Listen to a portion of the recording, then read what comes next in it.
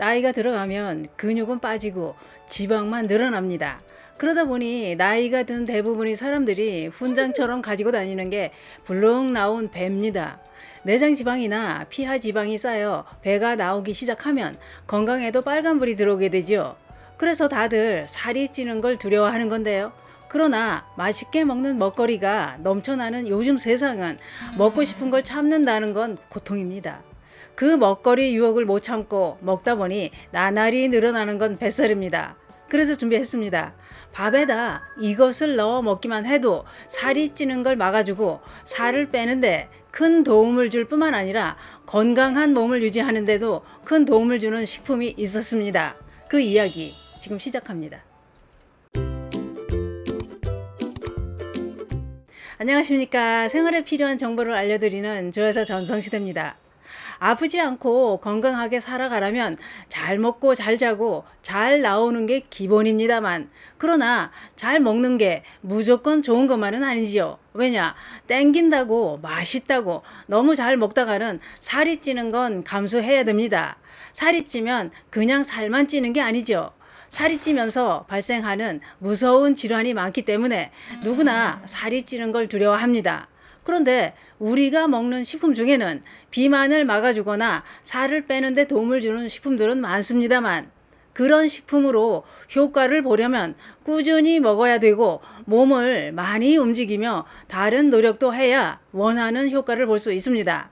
우리가 먹는 식품 중에 다이어트뿐만 아니라 건강을 위해 날마다 꼭 섭취해야 될 식품은 바로 강낭콩입니다.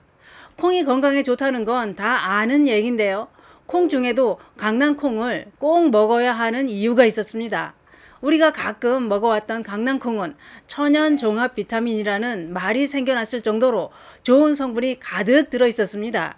그렇다면 도대체 강낭콩에는 어떤 성분이 들어있길래 천연 종합 비타민이라는 말까지 생겨났을까요?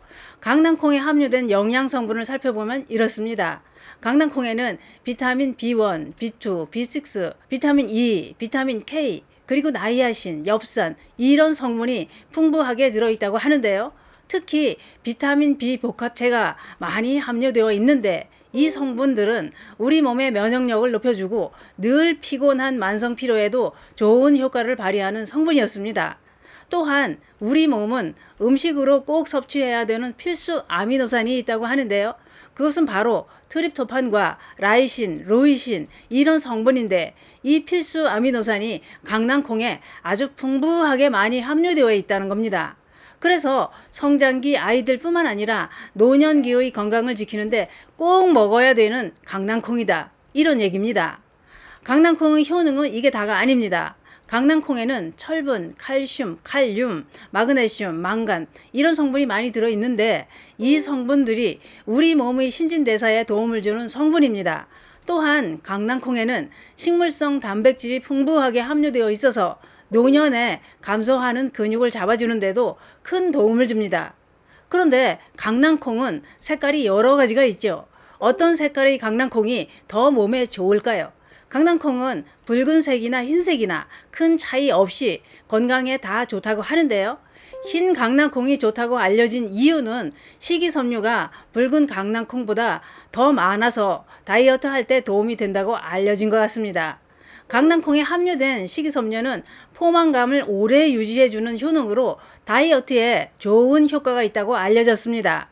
뿐만 아니라 강낭콩에 함유된 단백질은 몸속에서 탄수화물 흡수를 억제하는 효능으로 체중 감량에 큰 도움을 준다는 겁니다. 왜 그럴까요?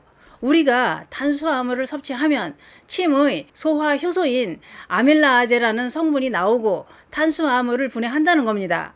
또한 탄수화물은 췌장에서 분비한 아밀라아제에 의해 분해되고 몸속으로 흡수되면서 살이 찌게 된다고 하는데요. 그런데 강낭콩에 함유된 파세올라민이라는 성분이 탄수화물이 몸속으로 흡수되지 못하게 막아주고 장으로 배출되게 하는 작용으로 다이어트에 큰 효과를 발휘한다는 거죠. 뿐만 아니라 강낭콩 속 단백질이 살을 빼는 데도 효과를 발휘한다고 하는데요. 그 이유가 또 있었습니다. 강낭콩의 식물성 단백질이 체내에 흡수되면서 식욕 억제 호르몬인 렙틴이라는 성분을 증가시키는 작용을 하기 때문이었습니다.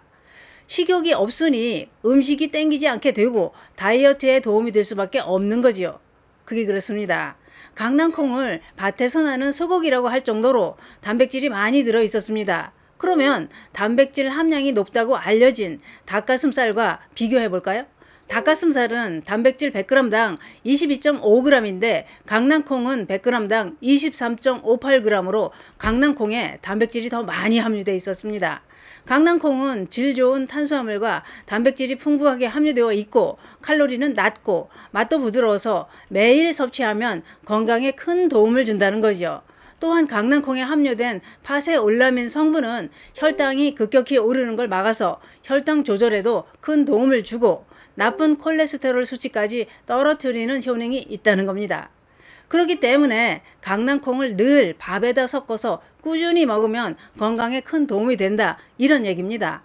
흰 강낭콩이나 붉은색 강낭콩을 밥에 섞어서 먹고 콩자반 또는 샐러드에 넣어서도 먹고 삶아서 견과류를 넣고 갈아서 두유로 마셔도 좋습니다. 그런데 이렇게 좋은 강낭콩도 부작용이 있는데요. 위장 기능이 약한 분들은 장기간 섭취할 때 설사나 복통이 생길 수 있으니 조심해야 됩니다. 또 강낭콩 하루 권장 섭취량은 30g으로 60알 정도를 넘지 않는 게 좋습니다. 그게 그렇습니다. 강낭콩은 붉은색 강낭콩이나 흰 강낭콩이나 큰 차이 없이 다 건강에 좋고 다이어트와 근육을 만드는데 큰 도움을 주는 식품입니다. 밥을 할 때 강낭콩을 꼭 넣어서 꾸준히 드시면 몸이 달라지는 변화를 느낄 수 있습니다. 그러나 이렇게 좋은 효능이 있어도 효과는 개인 건강 상태에 따라 차이가 있다는 건 참고하시고 드시는 게 좋습니다. 강낭콩은 특히 노년기에 꼭 드셔야 할 식품입니다. 감사합니다.